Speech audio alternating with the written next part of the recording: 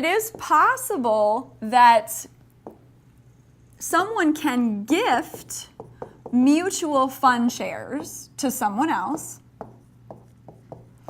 or someone may inherit mutual fund shares. The cost basis in these two situations is different. So a gift of mutual fund shares. So let's say your Uncle Bob, yours favorite.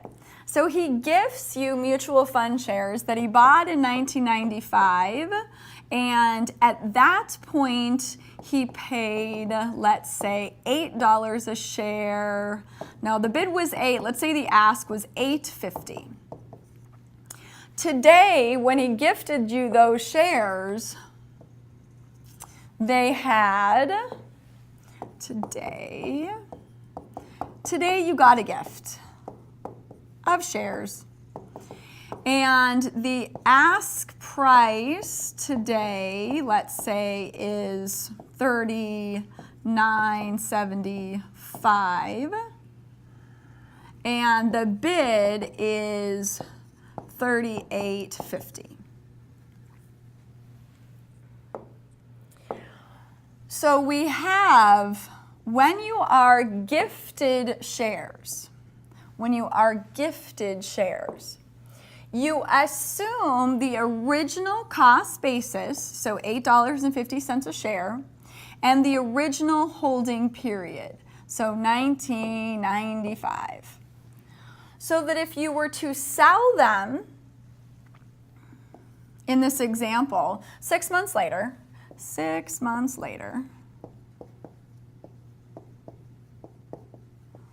you sell the shares. What's your cost basis? $8.50. So you sell the shares at an NAV of $40, let's say. So the difference between what you redeemed at, $40, and the $8.50 that your cost basis is a long-term capital gain. Your holding period started in 1995. So that's one question. What if instead you inherited the shares? So today, Uncle Bob passed away. It's a very sad day. He bought the shares in 1995, bid of $8, ask of $8.50. Today, he passed away. So it wasn't a gift. It is now not a gift anymore. Now it's an inheritance. So inherited today. When you inherit shares, you inherit them at their current market value. So you inherit them at their current market value. And when you sell, if you have a capital gain on an inherited security, it's always taxable at long-term capital gains rates. So taxable, that's a nice thing. The IRS does very few nice things. This is a good one. So taxable at long-term capital gains rates. So you inherit them at their current market value. So that when you sell them, so your ask price $39.75, you get $40. You owe 25 cents a share. I know you only had them for 6 months. Doesn't matter. The IRS will treat them as a long-term capital gain. So there's two potential questions in that very small little tiny amount of information. So just be careful. I had a student a few years ago, it was a while ago now, but he told me this great story. He said, back in the day, I was losing my shirt in the stock market, and I figured, what the heck? I just lose as much as I made in my wages that year because I was going to write it all off. No way. He said his accountant and his wife almost killed him. He didn't tell me how much it was, but it was a lot. So what happens when you have capital gains? You take your capital gains and you net them against your capital losses. So let's say he had $10,000 in gains that year and $40,000 of losses. So you take these two. He was left with a large amount of a loss, and he thought, oh, I'll write it off against what I earned this year. No way. The most that you can write off against ordinary income of your capital losses in any given year is $3,000. I always joke that this is like, it's like legalized gambling. You should always play in the stock market and lose $3,000 every year. I mean, why not? If you can use it against your ordinary income, you might as well. I never find the time, but you should. So 30,000 minus the 3 that he wrote off that year leaves him a carry forward. So for example, if in the next year he had $27,000 of capital gains, then we'd net these two things together and he wouldn't owe any taxes on those gains that year at all. But what if he was really freaked out and he did not invest, so he had no gains that next year? How much can he write off of his $27,000 the next year? $3,000 against ordinary income, and then forever is, as long as you have it, you can write it off up to $3,000 a year against your ordinary income. So you probably already knew that. I just thought that was so sweet that he was willing to share such a vulnerable story. Oh yeah, that's a terrible thing. Wash sales. There's a wash sale rule that says that if you sell a security and have a loss, so you sell a security and have a loss, so here's the security you sold at a loss. The IRS is going to look back 30 days and look forward 30 days. So we've got a total here of 61 days. So 30 days back, 30 days forward, 1 day of a loss. So a total here of 61 days. You cannot, if you sell a security at a loss, have repurchased substantially identical securities during this 61 period day of time. If you have, the IRS will disallow the loss. Let's say you sold common stock, but you bought a convertible bond in that 61-day period of time. Same company? No, they would disallow the loss. So there are some tax planning strategies that investors will use. Maybe they double up on the shares. As long as they do so before far enough, then the IRS has to allow the loss. So the total period of time where they will disallow a loss is 61 days. Substantially identical property would include warrants, options, convertible securities, or any security that might be exchanged for the investor's original holdings.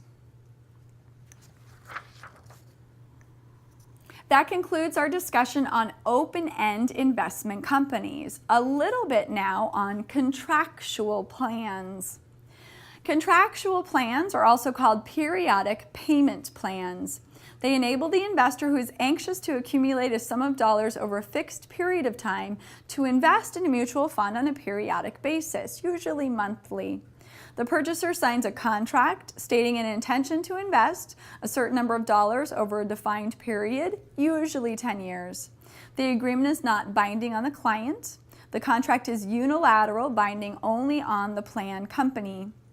Many contractual plan companies offer what's called plan completion insurance, which is a type of decreasing term life insurance that will pay off the plan if the investor dies early. Proceeds are paid to the plan company to complete the plan. The completed plan then passes on as an asset of the investor's estate. Plan completion insurance is very much like credit life that's sold by financial institutions to people who owe money, who have debt. Contractual plans calls for a fixed investment made at regular intervals over a period of time. The customer is actually purchasing fund shares from a plan company that holds the shares of a mutual fund in a trust. The contractual plan is also classified as a unit investment trust. So when you sell a unit investment trust, there's actually 2 prospectuses that you have to give out. 2 prospectuses. There's one at the trust level and there's one at the fund level. So it's really just a step away from the fund. So the trust is not actively managed. UITs do not have a management fee. They invest in a fund. 2 prospectuses must be given out. One of the things about contractual plans is they are set up under a different set of sales charge rules. So if the question is about an open-end mutual fund, the maximum sales charge allowed under FINRA rules is 8.5% of the ask. If, however, the question is about a contractual plan under the Investment Company Act of 1940, the maximum sales charge that may be charged is 9%. It's not a huge, big difference, but it is a difference depending upon how it's set up. So just be very careful on these questions. Under FINRA rules, maximum sales charge 8.5%. So open-end mutual funds fall under FINRA rules. Unit investment trusts are a type of investment company under the Investment Company Act of 1940. Contractual plans. So contractual plans can charge a maximum sales charge of 9% over the life of the plan. So I'll give you an example. The contractual plan, let's say it's to invest $1,000 a year for 10 years. So over the 10 years, the maximum sales charge that can be charged is 9%. So $900, 9%, $900. Why am I making two columns? Because there's two different ways that this is set up. It's either set up as what we call a spread load, or it's set up as a front-end load. Front-end load. So a front-end load, the rule says the maximum sales charge that may be charged in the first year, 50%. That's a huge difference than the 8.5% rule. So 50%. So they invest $1,000 in the first year. They can be charged a $500 sales charge. That leaves in years 2 through 10 a total of $400 left that can be charged as a sales charge. The spread load is different. It says the maximum in any 1 year cannot exceed 20%. But over the first 48 months, it cannot exceed 16%. So 16% of the first $4,000, $640. How much can we pay in year 1? We can pay up to 20%, so you want to make the most you can, $200. In year 2, another $200.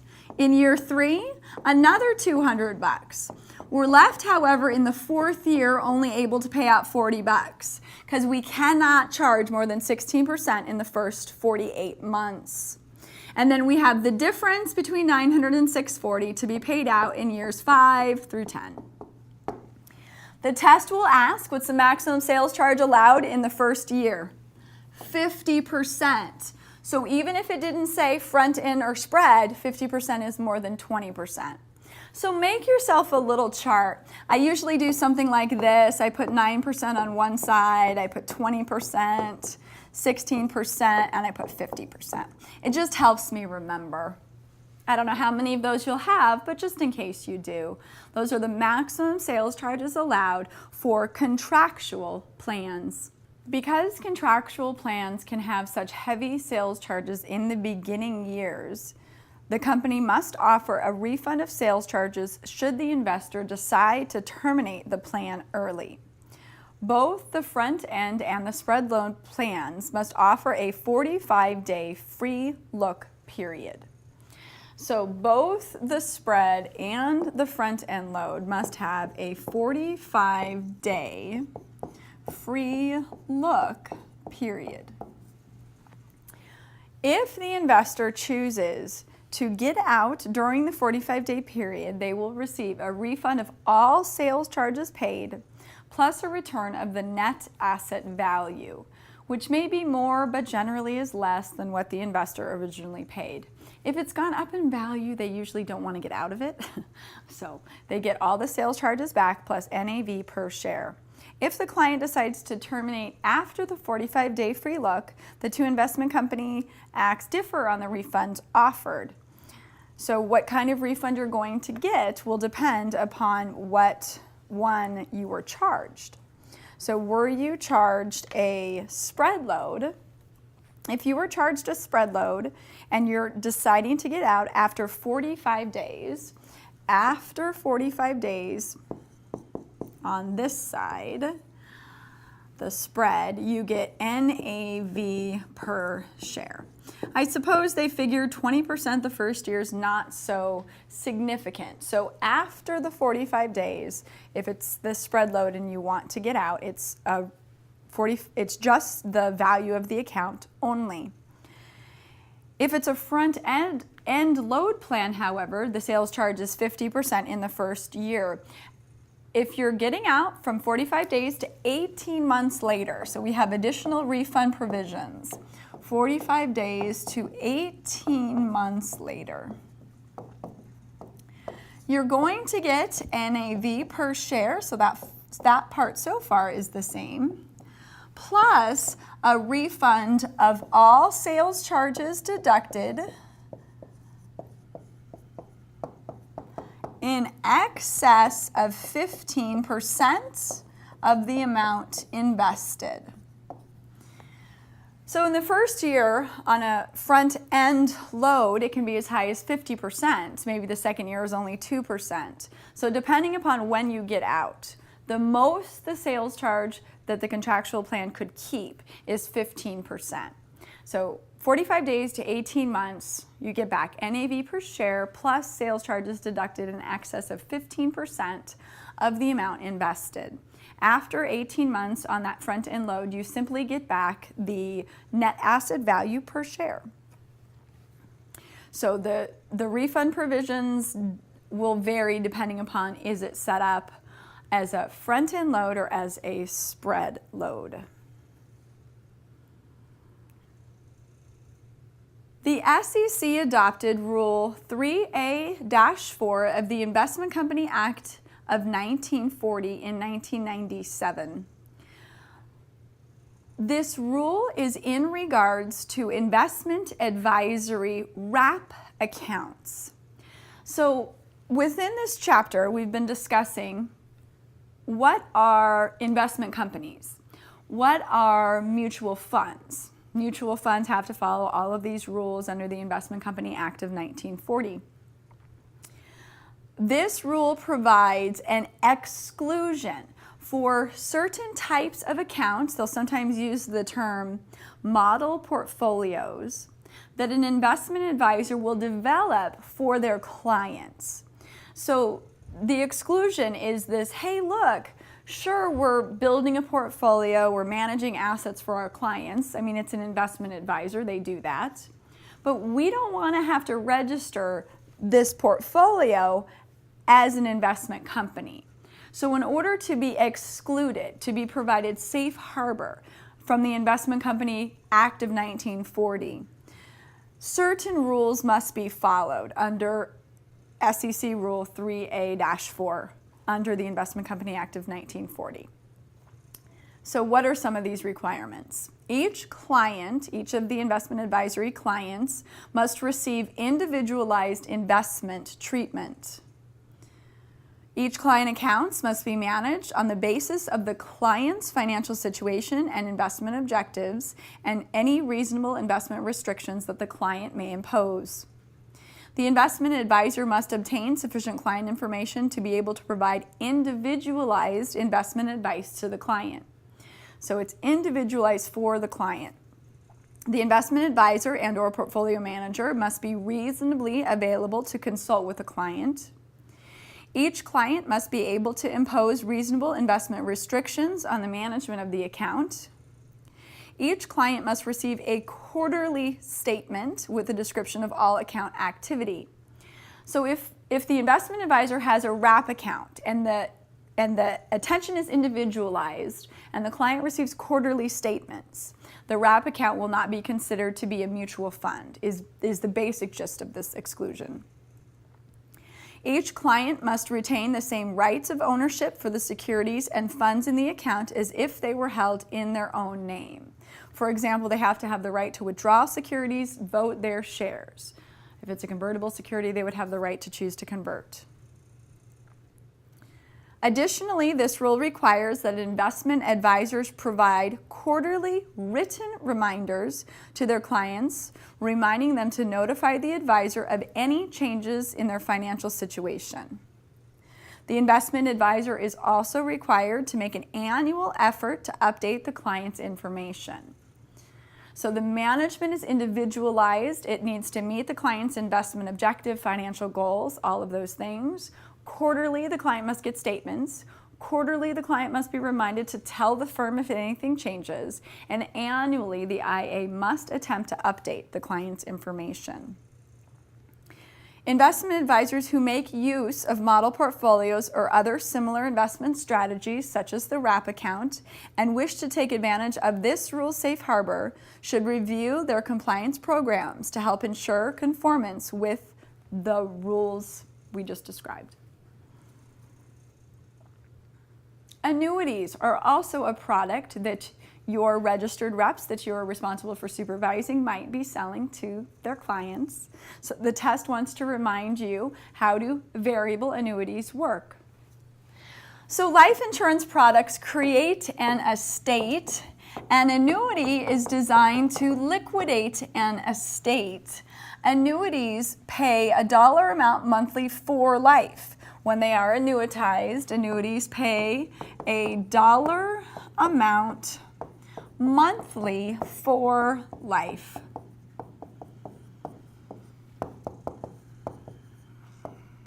So I have a family that lives to be pretty darn old. One of my grandpas was 98, the other grandpa was 97. My great aunt is 98, another great aunt was 103. So I think that's really great, this idea that I could get paid a dollar amount monthly no matter how long I live. But even better than that is that when you have an annuity product and you're putting money in, so we're not talking about any sort of qualified plan. So the money goes in after-tax dollars. But the earnings that you have during what we call the pay-in period, the earnings are tax deferred. So that's always a huge selling point, this idea that the earnings aren't currently taxable. So earnings are tax deferred. This is during pay-in, and we'll describe this in detail. Pay-in period. Annuities are insurance products, so you have to have your insurance license. If you're selling a variable product, you also have to have your Series 6 or your Series 7 license. There is no underwriting to buy an annuity. Anyone can get it. It doesn't matter your age, your gender, your health, any of those things. They are not protection. Life insurance is protection. So you have to pass a physical to buy life insurance. But the annuity itself, the insurance company says, look, if you put money into an annuity and you die during pay-in, we'll pay out the balance of your account to your beneficiary. But it's not protection. There's no death benefit. So there is no underwriting requirements to buy an annuity. The life insurance would create an estate, and really insurance companies created annuities so that they could give their clients a choice of, hey, look, we'll keep your money, but we'll pay you out over your life. So really was this way that the insurance companies could keep the client's money, and of course, they still had to pay them out over their life. We'll discuss it. Annuities have certain advantages for beneficiaries. The payments are guaranteed for life. So if it's your annuity, I'll call you an annuitant, that's a better term than calling you the beneficiary, you get paid no matter what, for as long as you live. So with life insurance, you're betting you're gonna die, and in an annuity, you're betting you're gonna live. The insurance company is always the opposite of that, of course. You can buy a fixed annuity. If that's all you were selling, you would never have to be in this class. You can do it with just your insurance license. Fixed annuities have a minimum guaranteed interest rate that they earn. We talked about during pay-in, the earnings are tax deferred. The most common reason why people buy annuities is to supplement their income at retirement. So if you buy a variable annuity, the variable annuity takes the client's money and puts it in what's called the separate account, which acts like a mutual fund and invests in the stock market. What's the guaranteed rate of return in the stock market? There is none, of course not. So we're betting, as far as a person choosing to buy a variable annuity. Fixed annuities have inflationary risk because you're promised maybe, let's say, 2%. If inflation's more than 2%, you're losing purchasing power. So when you purchase a variable annuity, you're betting that the variable annuity, or you're hoping that it's going to at least keep pace with inflation. Historically, variable annuities have kept pace with inflation. We call them a hedge against inflation. But their investment objectives of the separate account aren't going to be super aggressive because they are retirement products. So long-term growth, preservation of capital, not growth funds within the separate account, generally speaking. They are retirement products.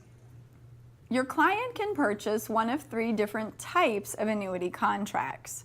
The fixed annuity, the client's premiums are put into the insurance company's general account. The general account has a minimum guaranteed interest rate. In the general account, this is just strictly an insurance product. The insurance company is taking on the risk. They promise to pay generally between 2 and 3%. If the general account earns 1%, then they have to pay the 2 to 3%. If the general account earns 12%, then they have to pay the 2 to 3%. So the insurance company has the risk in the general account. Fixed annuities do have inflationary risk. Variable annuities came along, takes the premiums collected, puts it into the separate account. The separate account acts as a mutual fund and invests in the stock market. There is no guaranteed rate of return in the separate account. The annuitant takes on the risk in the separate account. The most recent entrant into this industry is called an equity indexed annuity, or commonly today we call them fixed index annuities. So these are classified solely as insurance products. So there is a minimum guaranteed interest rate that is earned, but they are also linked to an index. So whenever you sell these, you'd have to only have your insurance license. They can be kind of confusing, so we have to make sure that the client understands what they're purchasing. They're not suitable for all investors. Equity indexed annuities are not suitable for all investors. But when they have this link to the index, if the index performs well, it is possible that in a fixed index annuity, the investor is credited with additional earnings. So how much additional earnings are they going to get? It really depends upon what method is used to determine these additional earnings. There's what is called the annual reset or ratchet method, the high water mark, or point to point. So some of the methods say, let's say the additional earnings would be 10%, the index performed 10% return. The client's credited with half of that, or 60% of that, or whatever. It's described, of course, within the contract itself, but they can be confusing for clients. All annuities really are long-term investment vehicles. When a client takes early surrender out of any product, there's always going to be early withdrawal or early surrender charges charged by the insurance company. There are additional penalties, however, in the equity index products. So the client really has to understand how long do they have to be in to get the additional earnings credited to their account, what happens if they get out early. So equity index annuities, fixed index annuities, not securities at all. All annuities, whether or not it's fixed, whether or not it's a variable or equity indexed product, are paid in with after-tax dollars. So your cost basis is whatever you put in. We talked about the earnings are tax deferred. So not taxed until they're taken out. Upon withdrawal, all earnings that come out of an annuity are taxed at ordinary income rates. So you never get long-term capital gains rates in an annuity product, ordinary income rates. The pay-in period is called the accumulation period. So that's a synonym. So when we're talking about a variable annuity, because you do have a securities license, we have during the pay-in period accumulation units. Accumulation units. Tax-deferred earnings, of course. How can the client get their money in? It's very flexible, annuity products during the pay-in. The insurance company is really happy to take your money however you might want to give it to them. You can pay a single premium, you can pay a level premium, you can pay a flexible premium, they don't really care. If you do pay a single premium and you choose to not annuitize right away, but you're going to annuitize potentially later on in the future, that's called a single premium deferred annuity. With a single premium, you could also annuitize right away in the beginning. The only way to have an immediate annuity is to fund it with a single premium. So if you annuitize right away in the beginning with an immediate annuity, you start off in what we call the payout period, where your account is valued in annuity units. When it's a deferred annuity, you're still in pay-in, you have accumulation units. So maybe you were putting in $100 a month, a level premium, and now you want to put in $5,000. The insurance company is happy to take your money. When you're in pay-in, should you die during pay-in, you always have a beneficiary. So during pay-in, so you have not yet annuitized, there is a beneficiary. If you should pass away, they're going to receive the value of your account. So not protection, not life insurance, but they're going to receive the value of your account. When you annuitize, when you start taking a dollar amount monthly out for life, do you have a beneficiary? Depends upon what annuity payout option you have selected. Once you choose to annuitize, once you begin the payout, you can't change your mind and go back. So once you annuitize, you start the dollar amount monthly for life. So let's say that I annuitize, my account balance is $100,000. Let's say I funded it with a single premium of 20 grand. So this was my single premium. The insurance company is going to look me up on the table, not me, but a female age 60, and determine that I should live to be 80, about. So they're going to pay me back my money by the time I should die. If I live past 80, I'm getting someone else's money. I'm getting someone else's money. All right, sign me up. I'm going to live to be 110. I'm going to teach until I'm 90. Gosh, no. I'm going to do yoga. I'm going to be a yoga teacher when I'm 90. If you outlive your money, you get someone else's money. So that's the promise. The annuity, they have to promise to pay you for life. So do you have a beneficiary? Depends. You can choose the riskiest choice, that's life income. We also call it life only or straight life. This pays you for your life only. It has no beneficiary. It has the highest risk, so you might make the most money, depends on how long you live, but you get the highest monthly payment by choosing life income. So one of my students had shared a story where her mom had an annuity and she was annuitizing, and she said to her grown daughters, "Girls, I love you, but you're on your own. This is money for me to live on for the rest of my life." They were grown women with families and jobs. So she chose life income. She said, "I want the most bang for my buck." So she annuitized at 60 and died at 62. Who kept the rest of her money? Yep, the insurance company, and they used it to pay someone else. Maybe you don't want that much risk, so you can choose life annuity with period certain. So if you chose, for example, a 5-year period certain and you died during that period, there's a beneficiary for some of that money. The longer the period certain, the lower your monthly payments. You are not guaranteeing all of the money with a period certain. There's always some risk that you're taking on. If you want to have a beneficiary for all of your money, choose a cash or installment refund life annuity. So this says that if I annuitize at 60, they think I'm going to die by 80, and I die before that, any time in here. When I die, whatever has not yet been paid that should have been paid to me goes to my beneficiary, either as a lump sum, cash, or in monthly payments. That's the installment refund. This has the least risk. It has the lowest monthly payment. A common choice when you have people annuitizing, there's a husband and wife, they want to make sure that the payments last until the last spouse dies. They would want to choose joint life and survivor annuity. So it pays until the last party dies. So sometimes at the death of the first spouse, the payments do go down. It would depend upon the insurance company's contract. Payments last, however, until the last party dies. How do we know how much someone is going to receive in their payout? We need to look at certain things. So determining the amount of payout, let's think about it.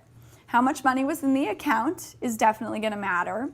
Is it fixed or variable on payout? If it's a variable payout, then the amount every month is going to change. Their gender is going to affect how long they're expected to live for. Their payout option will also matter. So determining the amount of payment, those are the factors that would affect it. It's not based upon your health, but it is based upon your age and your gender. Amount of money under deposit, and really interest rate used. Is it a fixed or variable payout?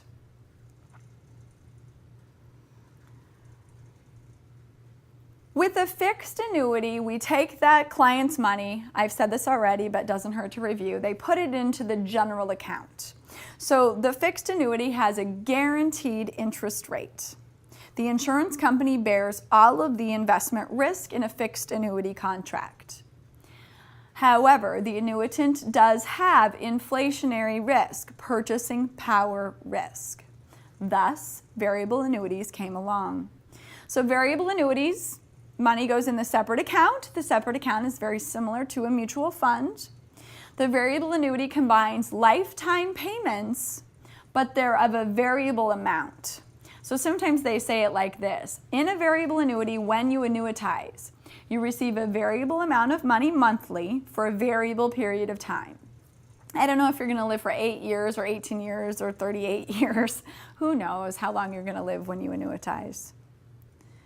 In a variable product, the annuitant bears the investment risk. We know variable annuities are classified as securities.